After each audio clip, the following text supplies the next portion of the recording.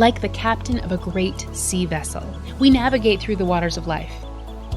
We chart our course and head for our destination. But often, our own inability to change and become the captain we need to be can prevent us from reaching our goals.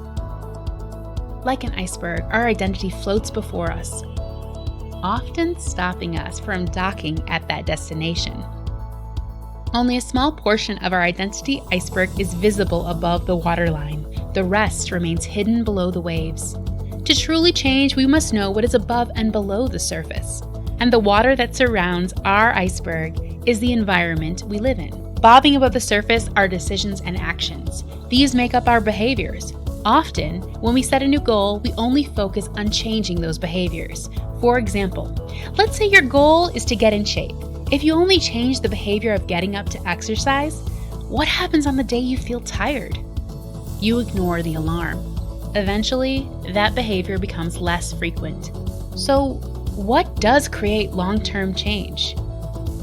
Behaviors are built upon what is below the surface. As we dive deeper, we uncover the next layer of the identity iceberg: skills. What we are good at, we do more of. To get long-term change, we need to gain skills. We go to training, we get a mentor, and we grow our skills. The more skills we acquire in a desired behavior, the more we will do that behavior. Skills are affected by the next layer, called beliefs. These are personal truths built over time that affect how we learn and ultimately behave. Beliefs can be tricky because often what we believe to be true, we will make true. For example, if you believe you're a poor cook based on burning a dinner, the probability of you taking a cooking class is low. Without practice, the belief that you are a poor cook becomes true because you never learned the skills required to cook well. Sometimes that belief itself becomes even stronger than the result. For example, if you cook a fabulous meal, you may say, "That was an easy recipe.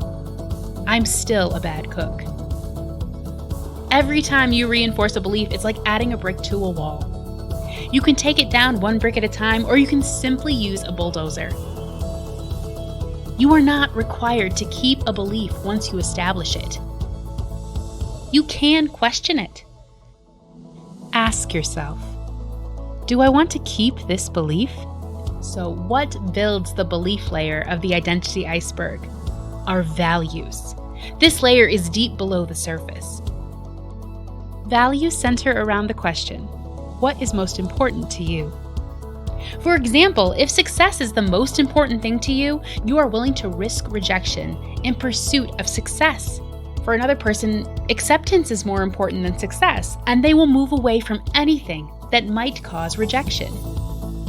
Swimming down past values, at the deepest part of the iceberg, is your identity. It revolves around your I am statements. How you define you. Identity can be wrapped up in our work, family, location, or school, just to name a few. By writing down our I am statements, we can proactively determine who we need to be. And from there, our entire identity iceberg can change. We can navigate to our desired destination and to that goal.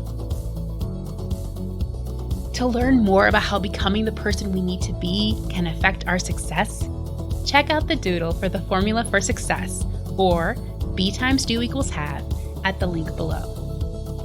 Or contact an action coach at www.actioncoach.com.